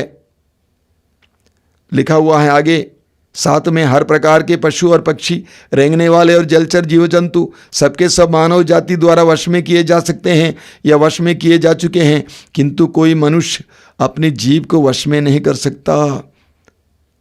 वह एक ऐसी बुराई है जो कभी शांत नहीं रहती और प्राणघातक विष से भी भरी हुई है। देखिए आगे लिखा हुआ कि 9 में, हम उससे अपने प्रभु एवं पिता की स्तुति करते हैं और उसी से मनुष्यों को अभिशाप देते हैं जिन्हें ईश्वर ने अपना प्रतिरूप बनाया है। एक ही मुख से स्तुति निकलती है और अभिशाप भी। मेरे भाइयों, ये उचित नहीं है। याकूब कहते हैं, उसी जुबान से आप ईश्वर की स्तुति करते हैं, ईश्वर से प्रार्थना करते हैं, ईश्वर की आराधना करते हैं, लेकिन उसी जुबान से बुराई भी निकलती है। याकूब कहता है ऐसा नहीं होना चाहिए। हम पढ़ते हैं सूक्ति ग्रंथ के अध्याय 13 उसके वाक्य 3 में प्रभु का वचन कहता है, जो अपने जीवा पर नियंत्रण रखता वो सुरक्षित है। जो अपने जीवा पर नियंत्रण रखता वो सुरक्षित है, किंतु जो व्यर्थ की बातें करता वो नष्ट हो जाता है। कितना सशक्त वचन है। जो अपने जीवा को वश में रखता है वो सुरक्षित है, लेकिन जो अपने जीवा पर अधिकार नहीं रखता है वो विनाश की ओर जाता है। आप पढ़ेंगे प्रवक्ता ग्रंथ के अध्याय 28 उसके वाक्य 14 में बहुत जबरदस्त वचन है। क्या लिखा हुआ है? चिंगारी पर फूंक मारो और वो भड़केगी। चिंगारी पर फूंक मारो वो भड़केगी, उस पर थूक दो और वो बुझ जाएगी। दोनों तुम्हारे मुंह से निकलते हैं। एक बार और पढ़ना चाहता हूं। चिंगारी पर फूंक मारो और वो भड़केगी, उस पर थूक दो और वो बुझेगी। दोनों तुम्हारे मुंह से निकलते हैं।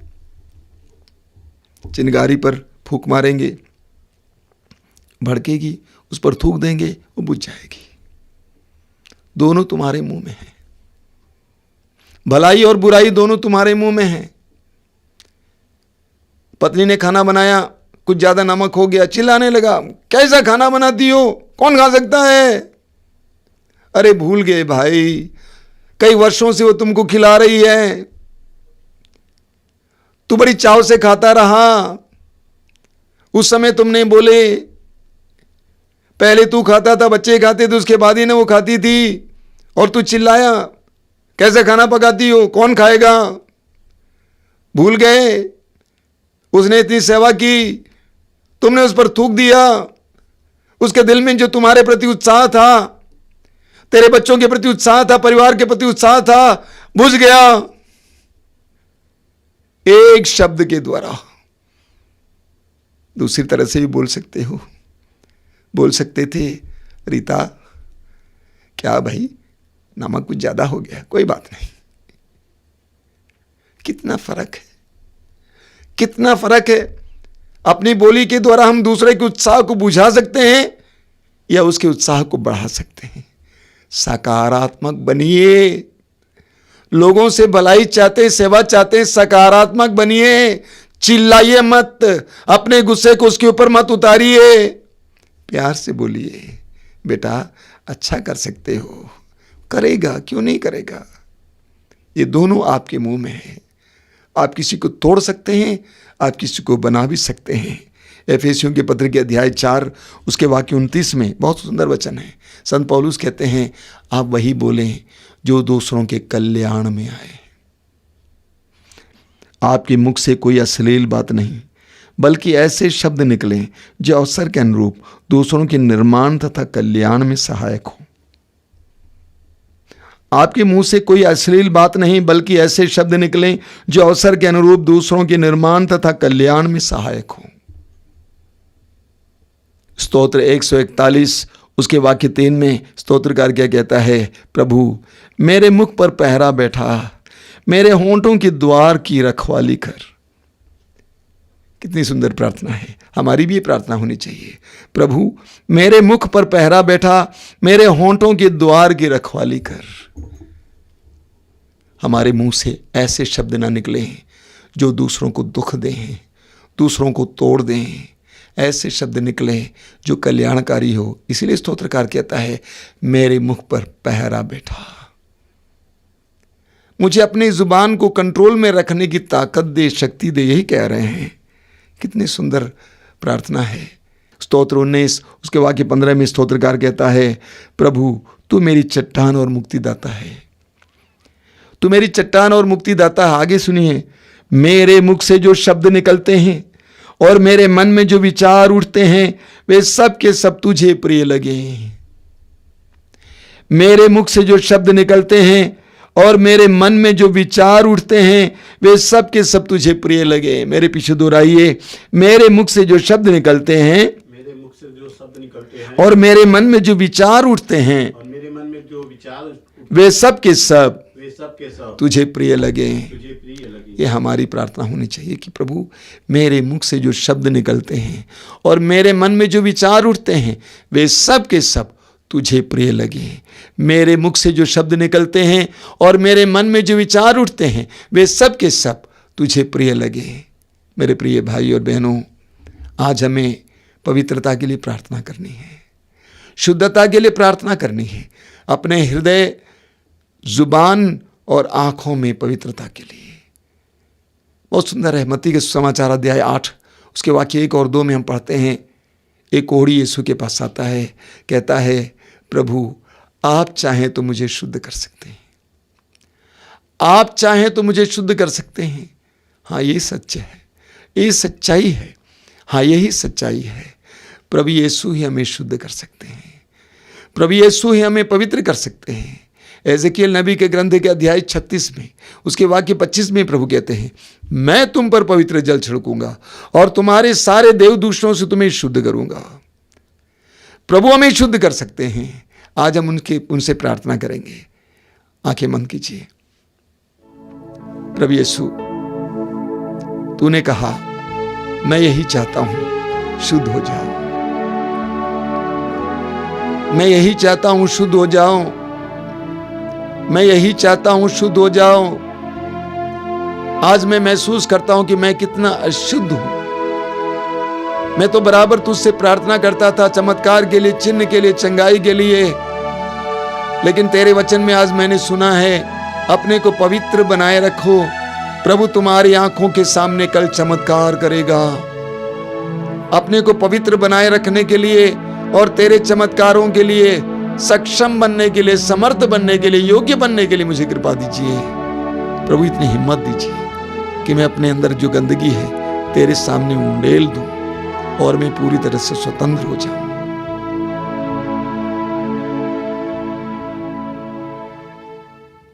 अभी तुरंत आराधना है और आज की आराधना में हम इसी के लिए प्रार्थना करेंगे।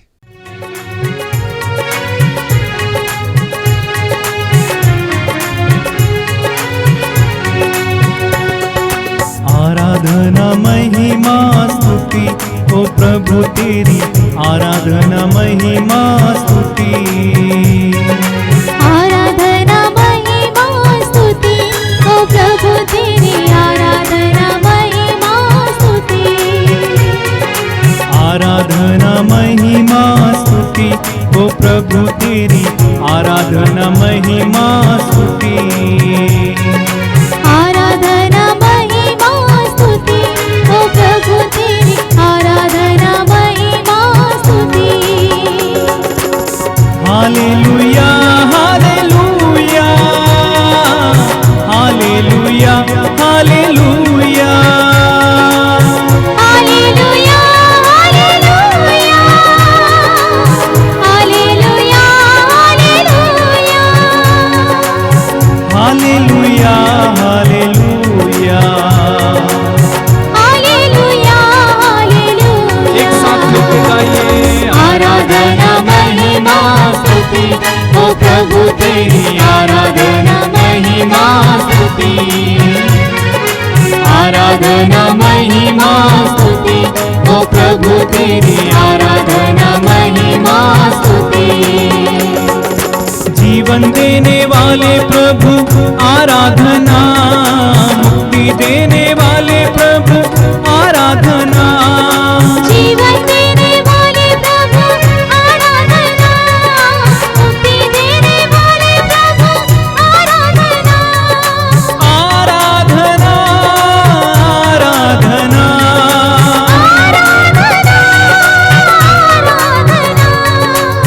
आराधना हो स्तुति महिमा, आराधना हो स्तुति महिमा। एक साथ मिलते हैं। आराधना महिमा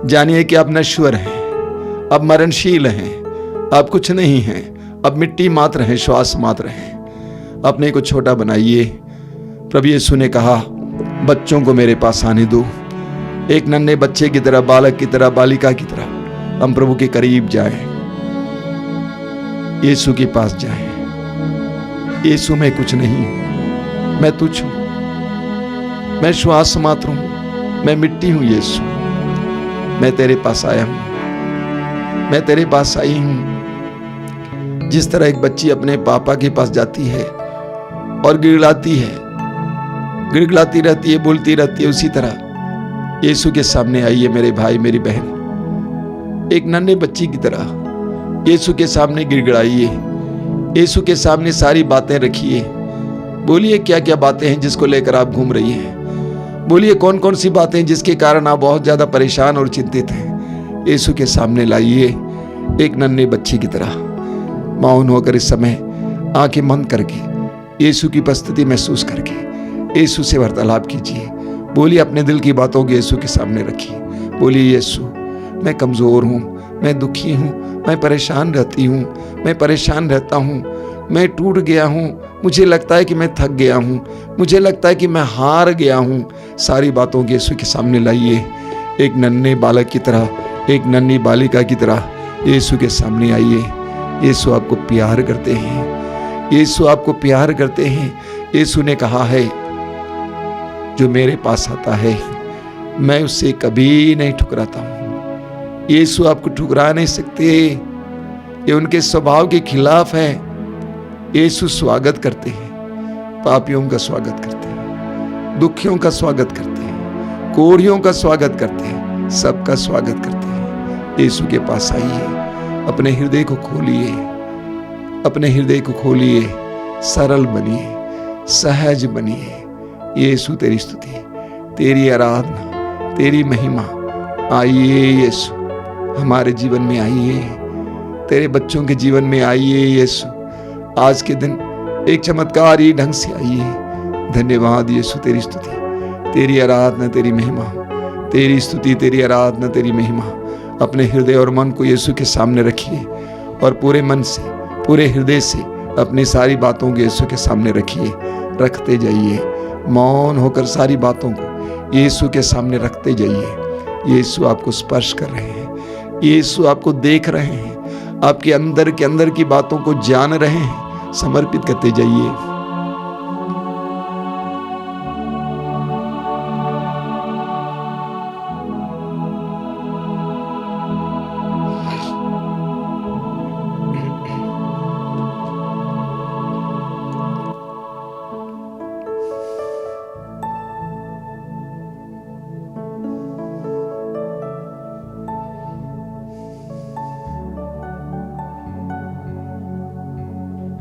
सभी स्वर्गदूतों और संतों के साथ इस समय प्रभु की आराधना कीजिए। अपने पूरे परिवार के साथ इस समय प्रभु की आराधना कीजिए। प्रभु से बोलिए, प्रभु मैं संपूर्ण परिवार के साथ तेरी आराधना करता हूं। परिवार के उन सदस्यों की ओर से जो इस समय यहां पर नहीं है, तेरी आराधना करता हूं। परिवार के उन सदस्यों की ओर से जो तुझ पर विश्वास नहीं करते हैं, तो तुझे मानते नहीं हैं, तेरी आराधना करता हूं। आराधना कीजिए। यीशु के चरणों में आराधना करें। यीशु के चरणों में आराधना करें। यीशु के चरणों में आराधना करें। यीशु के चरणों में आराधना करें। घुटनों पे आके हम आराधना करें। घुटनों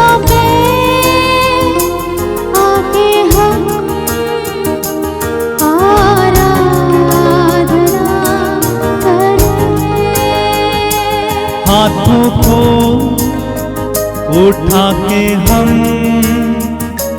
आराधना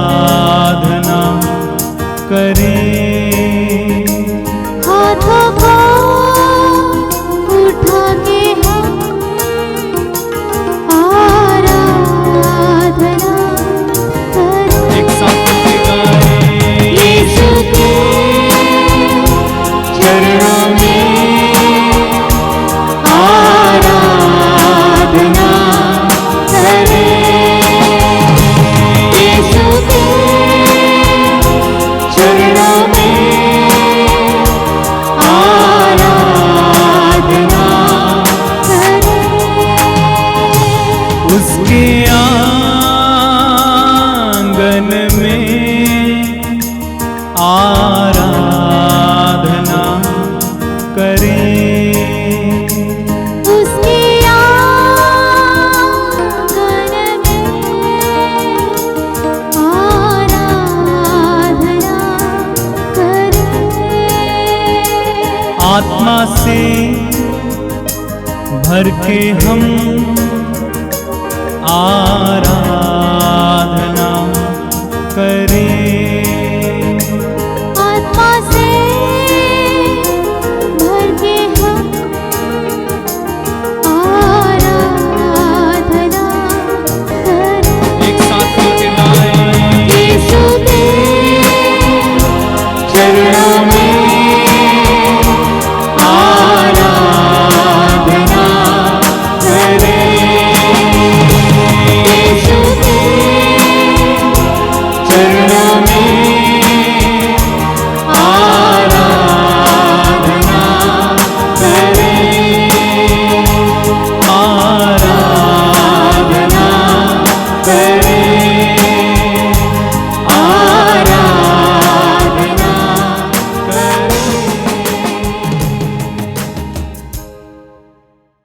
अपनी आंखें खोलिए।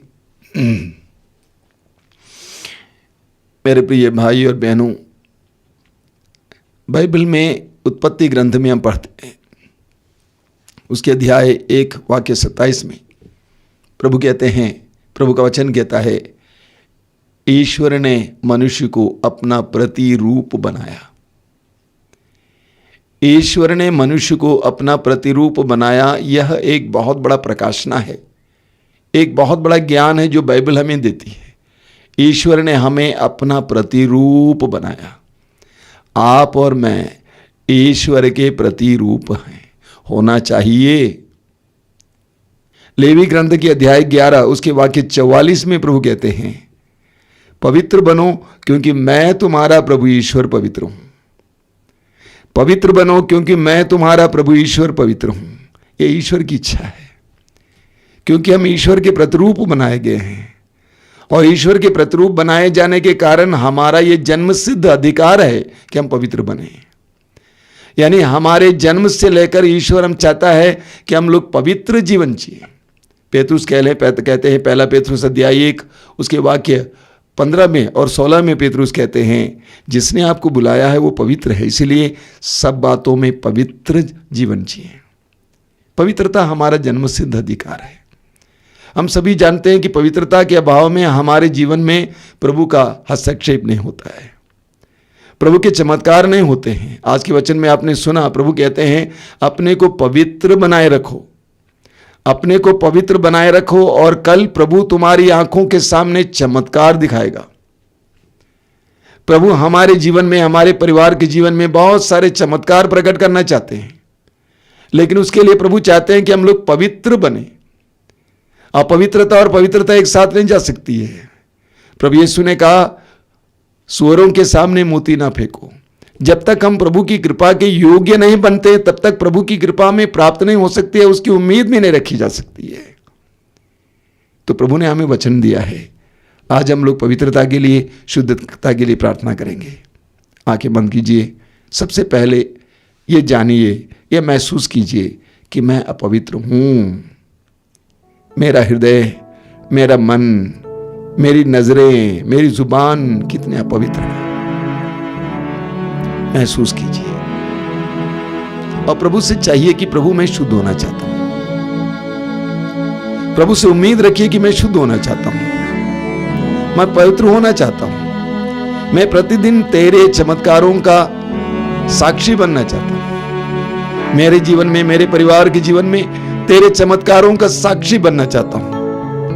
आज तक मैं गुनगुनाता रहा, आज तक मैं कोसता रहा, आज तक मैं दुखी रहा। ये प्रभु आज मैं ये प्रकट करता हूं, घोषित करता हूं, मैं पवित्र बनना चाहता हूं और तेरे चमत्कारों को अपने जीवन में देखना चाहता हूं। अपने को प्रभु को समर्पित कीजिए, अपने संपूर्ण व्यक्तित्व को समर्पित कीजिए, अपनी दुर्बलताओं को समर्पित कीजिए, पूरी तरह से प्रभु के अधीन हो जाइए। प्रभु से कहिए कि मैं तेरे अधीन होना चाहता हूं, मैं तेरी इच्छा के अनुसार जीना चाहता हूं। यीशु, मैं पगला गया हूं, मैं जंगली हो गया हूं, मैं जहां तहां चाहता हूं वहीं जाता हूं। मैं भी तेरे साथ चलना चाहता हूं, मैं अपने परिवार में तेरे कार्यों को देखना चाहता हूं। पवित्रता के लिए प्रार्थना कीजिए, पवित्रता के लिए, शुद्धता के लिए हम प्रार्थना करने जा रहे हैं। अपनी आंखों को बंद कीजिए, दोनों हथेलियों को खुला रखिए। इस बात का ख्याल करना मन ना भटक जाए, मन को भटकने मत दीजिए। सोना नहीं, पूरी तरह से जगे रहना। पवित्र आत्मा इस समय कार्य करने जा रहा है। प्रभु यीशु के पवित्र रक्त की शक्ति आपके जीवन में प्रकट होने जा रही है। अपने को समर्पित करके शांत होकर बैठे, अपने को प्रभु के अधीन कीजिए। प्रभु को धन्यवाद दीजिए अपनी आंखों के लिए। प्रभु से बोलिए, धन्यवाद यीशु, मेरी नजरों के लिए धन्यवाद यीशु। मैं देख सकता हूं, मैं अंधा नहीं हूं। इस दुनिया में कितने अंधे हैं जो अपने मार्ग को नहीं अपना पाते, चल फिर नहीं पाते, देख नहीं पाते। मैं देख सकता हूं यीशु, धन्यवाद। मैं पढ़ सकता हूं, मैं सृष्टि की सुंदरता को महसूस कर सकता हूं, देख सकता हूं। मैं लोगों को पहचान सकता हूं। धन्यवाद यीशु, धन्यवाद मेरी आंखों के लिए। लेकिन मैं ये भी महसूस करता हूं कि मैंने इन आंखों को गलत इस्तेमाल किया है। मैंने इन आंखों को गलत इस्तेमाल किया है। मैंने दूसरों की बुराई देखने के लिए इस्तेमाल किया है। मैंने क्रोध को व्यक्त करने के लिए इस्तेमाल किया है। मेरी आंखों के जरिए क्रोध को व्यक्त किया है। मैंने दूसरों की बुराई देखी है। मैंने ईर्ष्या के साथ लोगों को देखा है। मैंने इन आंखों को गलत इस्तेमाल किया। मुझ पर दया कर यीशु, दया कर।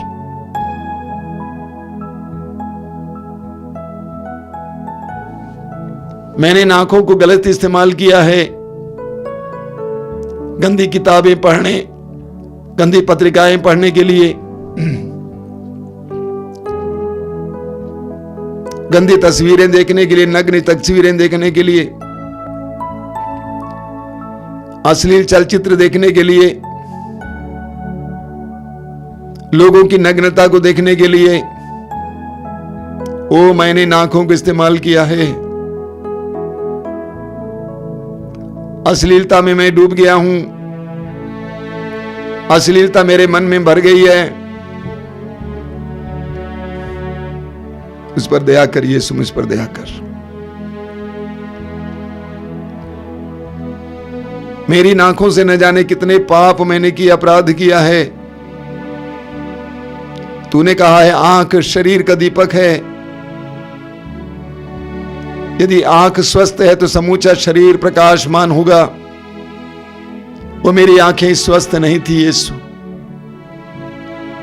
जिस तरह आदम और हेवा ने पाप के बाद एक दूसरे की नग्नता देखी, मुझे भी नग्नता दिखाई देती है।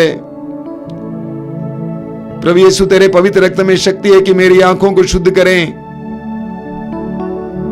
कलवारी पहाड़ पर तूने जो रक्त बहाया, एक बूंद रक्त इस समय मेरी आंखों में डाल दीजिए। मेरी आंखों को शुद्ध कीजिए यीशु।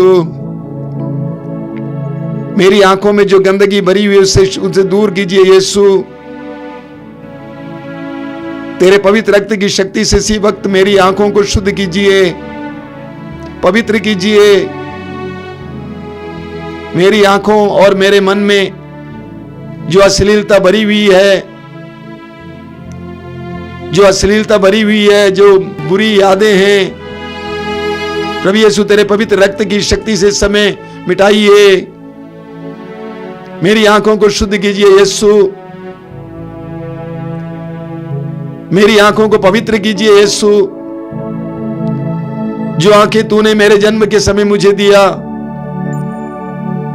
निष्कलंक आंखें, मेरी आंखों को पवित्र कीजिए, शुद्ध कीजिए, ताकि मैं अपनी आंखों से अच्छी चीजें देखूं, बुराई ना देखूं, दूसरों की भलाई देखूं, पवित्रता देखूं, बाइबल पढ़ सकूं, अच्छी चीजें देखूं। मेरी आंखों को शुद्ध कीजिए, सुशुद्ध कीजिए। अपनी आंखों को इस समय प्रभु को समर्पित कीजिए। धन्यवाद दीजिए कि आप अंधे नहीं हैं। प्रभु से प्रार्थना करते जाइए कि प्रभु मेरी आंखों को शुद्ध कीजिए, पवित्र कीजिए। यीशु अपने पवित्र रक्त को इस समय आपकी नजरों में, आपकी आंखों में डालें और आपकी आंख को शुद्ध करें, पवित्र करें। स्वतंत्र होकर प्रभु की स्तुति करते जाइए। Hallelujah, hallelujah, hallelujah, hallelujah, hallelujah, hallelujah. स्तुति करते जाइए, स्तुति करते जाइए, स्तुति करते जाइए। Hallelujah, hallelujah. यीशु, यीशु, यीशु, यीशु, यीशु, तेरे पवित्र रक्त की शक्ति से, तेरे पवित्र रक्त की शक्ति से मेरे भाई बहनों की आंखों को शुद्ध कीजिए यीशु। तेरा पवित्र रक्त हमारी आंखों को शुद्ध करता है। वचन में लिखा हुआ है, ईश्वर के पुत्र का रक्त हमें हर पाप से शुद्ध करता है। यीशु तेरे पवित्र रक्त की योग्यता से, तेरे पवित्र रक्त की शक्ति से इस समय सारी आंखों को शुद्ध कीजिए, पवित्र कीजिए, शुद्ध कीजिए, पवित्र कीजिए, शुद्ध कीजिए, पवित्र कीजिए, शुद्ध कीजिए, पवित्र कीजिए, शुद्ध कीजिए, पवित्र कीजिए। मौन हो जाएंगे और इस समय प्रभु को धन्यवाद देंगे। यीशु से बोलिए, धन्यवाद यीशु। मैं विश्वास करता हूं कि तू मेरी आंखों को शुद्ध कर रहा था। आज से मैं अच्छी बातें देखूं, मेरी दृष्टि बदल जाए, मैं सब कुछ अच्छी दृष्टि से देख सकूं, सब किसी को अपना भाई बहन मां पिता समझकर देख सकूं। अपनी जुबान के लिए प्रभु को धन्यवाद दीजिए। आप बोल सकते हैं, आप गूंगे नहीं हैं। अपनी जुबान के लिए, बोलने की शक्ति के लिए, अपने जीवहे के लिए प्रभु को धन्यवाद दीजिए। आप बोल सकते हैं, अपने को व्यक्त कर सकते हैं, जो चाहिए वो मांग सकते हैं, पढ़ सकते हैं, गा सकते हैं। धन्यवाद दीजिए। साथ ही साथ प्रभु से माफी मांगिए, प्रभु मुझ पर दया कर, मैंने इस जुबान का गलत इस्तेमाल किया है। मेरे इन होंठों के द्वारा मैंने ना जाने कितने लोगों को चोटें पहुंचाई हैं। मैंने अपने शब्दों के द्वारा बहुत सारे लोगों को मारा है। मैंने कठोर शब्द इस्तेमाल किया है। मैंने गाली दी है, डांटा है, फटकारा है। मेरी जुबान एक तलवार की तरह काम कर रही थी। जब लोगों को मुझसे सांत्वना की उम्मीद थी, मैंने उनको दुख दिया, पीड़ा दी, जानबूझकर मैंने काटा उनको। मुझ पर दया कर यीशु, मुझ पर दया कर। मैंने अपनी जुबान को गंदी गंदी बातें बोलने के लिए इस्तेमाल किया। लंबे समय तक फोन में बात करना, अनावश्यक बात करना, बकवास करना, अश्लील बातें करना, गंदी गंदी बातें करना। मैंने जुबान को अशुद्ध किया, यीशु अशुद्ध किया। इतना सुंदर वरदान, लेकिन मैंने अशुद्ध किया। तूने कहा तू वचन बोता है, लेकिन मैंने अपनी जुबान के द्वारा कितनी गंदगी बोई है। गंदे गंदे गाने गाना, अश्लील गाना गाना, रात भर डायलॉग बोलना, चैटिंग करना, क्या जिंदगी थी मेरी यीशु, क्या जिंदगी थी, जंगली जिंदगी। मुझ पर दया कर, मुझ पर दया कर, मेरे होंठ को शुद्ध कर। इस्यास नबी अध्याय 6 में हम पढ़ते हैं, जब तेरी महिमा उस पर छा गई, इस्यास ने कहा कि हाय मैं मर गया, मैं पापी होंठ वाला इंसान हूं। मैंने ईश्वर की महिमा देखी, उसने स्वीकार किया कि मेरा होंठ पापी है, उसने स्वीकार किया कि मेरी जुबान गंदी है। और एक सराफिम ने आकर जलते हुए अंगार को ले आकर उसके होंठ को छू दिया और उसकी जुबान, उसके होंठ शुद्ध हो गए और वो नबी बन गए। प्रभु यीशु मेरे होंठ को, मेरी जुबान को इस समय शुद्ध कर, तेरे पवित्र रक्त को डाल। तेरे पवित्र रक्त में शक्ति है यीशु, मैं विश्वास करता हूं। मेरे होंठ को शुद्ध करने की शक्ति है यीशु, आई बिलीव। तेरे पवित्र रक्त से मेरे होंठ को इस समय स्पर्श कीजिए, ताकि इसके द्वारा गंदगी ना निकले, इसके द्वारा सांत्वना की बातें निकले, इसके द्वारा अनुग्रहकारी बातें निकले, इसके द्वारा आशीर्वाद की बातें निकले, ताकि मेरे मुंह से वचन निकले। जिस तरह स्तोत्रकार कहता है, मेरा कंठ निरंतर तेरी स्तुति करेगा, मेरा ये कंठ निरंतर तेरी स्तुति करे। अच्छी बातें निकले, स्तुति की बातें निकले। हे यीशु, मैं अपने होंठ को तेरे हाथ में समर्पित करता हूं। तेरे पवित्र रक्त को डालकर मुझे शुद्ध कीजिए। आंखें बंद कीजिए मेरे भाई मेरी बहन, इसके लिए प्रार्थना करते हुए प्रभु की स्तुति और आराधना करते जाइए। Hallelujah hallelujah hallelujah hallelujah hallelujah hallelujah hallelujah hallelujah hallelujah hallelujah hallelujah. यीशु तेरी स्तुति, तेरी आराधना, तेरे वचन में लिखा हुआ है, तेरा रक्त हमें हर पाप से शुद्ध करता है। मेरे भाई बहनों को इस समय शुद्ध कीजिए, पवित्र कीजिए, होंठों को शुद्ध कीजिए यीशु, होंठों को पवित्र कीजिए यीशु। वो आग, पवित्र आत्मा की आग से, पवित्र आत्मा की आग से शुद्ध कीजिए यीशु, शुद्ध कीजिए यीशु, शुद्ध कीजिए, पवित्र कीजिए, पवित्र कीजिए। बहुत सारे लोग तेरे वचनों को सुनाने वाले बने। Hallelujah hallelujah hallelujah hallelujah hallelujah. स्तुति करते जाइए, स्तुति करते जाइए, स्तुति करते जाइए। विश्वास कीजिए प्रभु ने आपके होंठों को शुद्ध किया है। अपने होंठों को प्रभु को समर्पित कीजिए।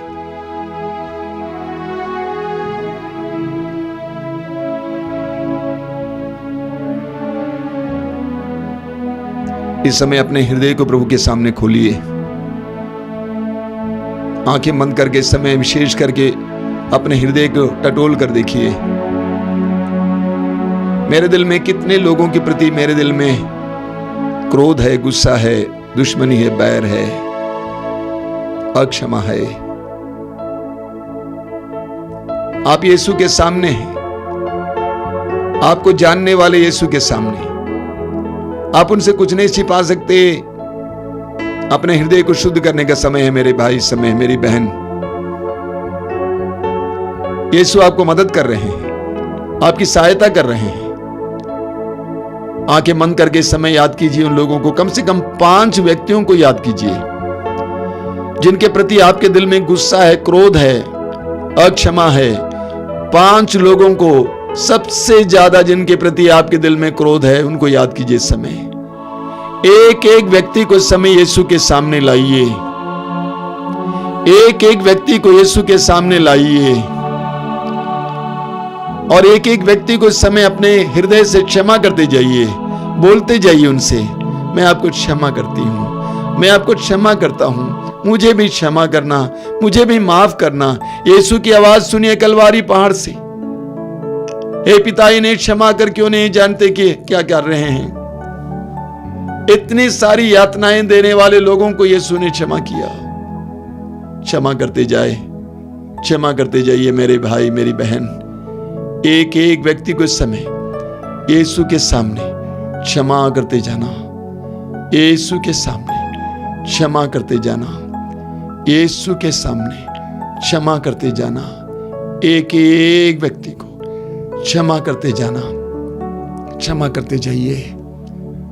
क्षमा कीजिए इस समय, बोलिए यीशु मैं क्षमा करता हूं, यीशु मैं क्षमा करता हूं। क्षमा करते जाइए एक एक व्यक्ति को, बिना शर्त के, बिना शर्त के, कोई शर्त नहीं। यीशु ने कोई शर्त नहीं लगाई, बिना शर्त के क्षमा किया। कलवारी पहाड़ पर दुख के पराकाष्ठा के समय, चोटी के समय चिल्लाकर कहा कि पिता इन्हें क्षमा कर, क्योंकि ये नहीं जानते कि क्या कर रहे हैं। क्षमा करते जाइए, क्षमा करते जाइए।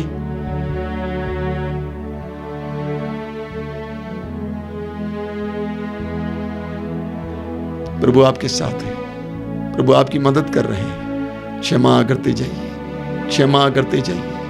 यीशु आपको प्यार करते हैं, यीशु आपको सहारा देना चाहते हैं, यीशु आपके जीवन में चमत्कार प्रकट करना चाहते हैं। समर्पित करते जाइए, अपने दिल को साफ करते जाइए। दिल में इन सारी चीजों को मत रखिए। इस समय विश्वास करना कि प्रभु आपके जीवन में कार्य करने जा रहे हैं। अपने मन में समय याद कीजिए किस बात के लिए आप आज प्रार्थना करना चाहते हैं। और मार्कुस अध्याय 11 वाक्य 24 के अनुसार विश्वास कीजिए कि मैंने जो मांगा है प्रभु दे रहे हैं। जिस बात के लिए आप प्रार्थना करना चाहते हैं, विश्वास करना कि प्रभु ने मुझे दिया है। एक पक्का विश्वास। और ऐसे विश्वास के साथ इस समय अपने दोनों हाथ ऊपर गिर उठाएंगे और स्वतंत्र होकर प्रभु की स्तुति करते जाएंगे। Hallelujah, hallelujah, hallelujah, hallelujah. चमत्कार, चमत्कार, चमत्कार, चमत्कार। हे प्रभु, तू चमत्कारी प्रभु है, चमत्कारी प्रभु है। शब्द मात्र से स्वर्ग और पृथ्वी को बनाने वाले परमेश्वर, शब्द मात्र से सारी सृष्टि को बनाने वाले परमेश्वर, तूने कहा वैसा हुआ। इब्राहिम को 100 साल की उम्र में संतान देने वाले परमेश्वर, इस्राएली जनता के लिए लाल समुद्र को 2 भागों में विभाजित करने वाले परमेश्वर, यीशु को मृतकों में से जिलाने वाले परमेश्वर, आज इसी वक्त तेरे बच्चों के लिए, तेरी जनता के लिए चमत्कार प्रकट कर। उनके परिवारों में चमत्कार प्रकट कर, उनके जीवन में चमत्कार प्रकट कर। Hallelujah, hallelujah. यीशु के नाम पर बड़े बड़े चिन्ह और चमत्कार इसी वक्त आपके परिवार में प्रकट हो जाए। बड़े बड़े चिन्ह और चमत्कार, चमत्कार, चिन्ह, चमत्कार, चिन्ह, चमत्कार, चिन्ह, चमत्कार, चिन्ह, चमत्कार, चिन्ह, चमत्कार। असंभव सी बातें संभव हो जाएं। बेरोजगारों को रोजगार मिले, निसंतानों को संतान मिले, बेघरों को घर मिले। Hallelujah, hallelujah, hallelujah, hallelujah, hallelujah, hallelujah, hallelujah, hallelujah, hallelujah, hallelujah, hallelujah, hallelujah, hallelujah. आप में से जो रोगी हैं, आपके शरीर में जहां भी रोग है, दाहिना हाथ इस समय वहां रखेंगे विश्वास के साथ। आप में से जो रोगी हैं, आपको जहां भी तकलीफ और रोग है, पीड़ा है, वहां पर इस समय दाहिना हाथ रखेंगे यीशु के नाम पर। यीशु के नाम पर आपने दाहिना हाथ रखा है। यीशु ने कहा, निरोगों को, निरोगियों को वैद्य की जरूरत होती है। यीशु वैद्यों का वैद्य है, यीशु वैद्यों के वैद्य हैं। बड़े से बड़े रोगियों को चंगा करने आए हैं। वचन में लिखा हुआ है, जितनों ने उन्हें स्पर्श किया वे सबके सब चंगे हो गए। वचन में लिखा हुआ है, सबको उन्होंने चंगा किया। समर्पित करना इस समय अपने रोग को और अपने दर्द को प्रभु को आज समय आपके जीवन में कार्य करने दीजिए। परम प्रसाद में उपस्थित यीशु के नाम पर, पुनर्जीवित यीशु के नाम पर इसी वक्त आपके जीवन में एक चमत्कार और चिन्ह प्रकट होने दीजिए, रोग मुक्ति होने दीजिए। विश्वास कीजिए और इस समय स्वतंत्र होकर प्रभु की स्तुति करते जाएंगे। Hallelujah, hallelujah, hallelujah. यीशु के नाम पर, यीशु के शक्तिशाली नाम पर, करुणामय यीशु के नाम पर इसी वक्त हर तरह के रोग से पुराने रोग से, हर तरह के दर्द पीड़ा से चंगाई मिले, चंगाई मिले, चंगाई मिले। इस कार्यक्रम में भाग लेने वाले एक एक व्यक्ति को यीशु स्पर्श कर रहे हैं। चंगाई, चंगाई, चंगाई, चंगाई, चंगाई, चंगाई, चंगाई, चंगाई, चंगाई, चंगाई, चंगाई, चंगाई, चंगाई, चंगाई, चंगाई। Hallelujah, hallelujah, hallelujah, hallelujah, hallelujah, hallelujah, hallelujah.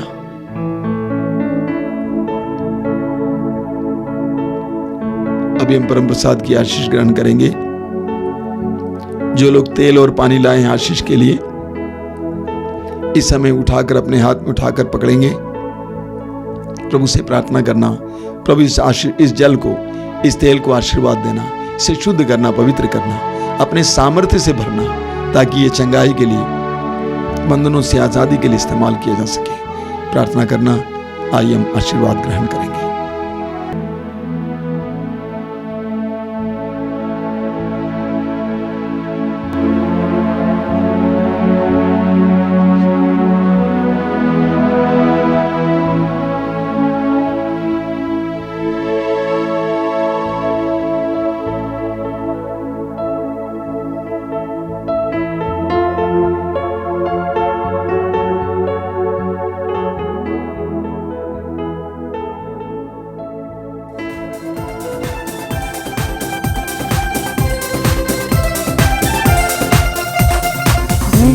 धन्यवाद प्रभु जी, धन्यवाद प्रभु जी, धन्यवाद प्रभु जी, धन्यवाद प्रभु जी।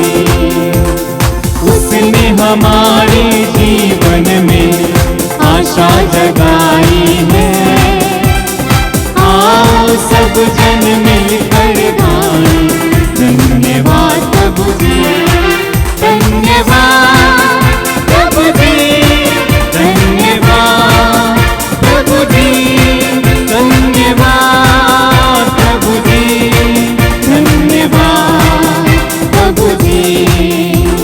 सारे पापों को क्षमा किया, दुर्बलताओं को दूर किया, सारे पापों को क्षमा किया, दुर्बलताओं को दूर किया, शांति देकर आत्मा को अनुकंपा से संभालिया, शांति देकर आत्मा को अनुकंपा से संभालिया।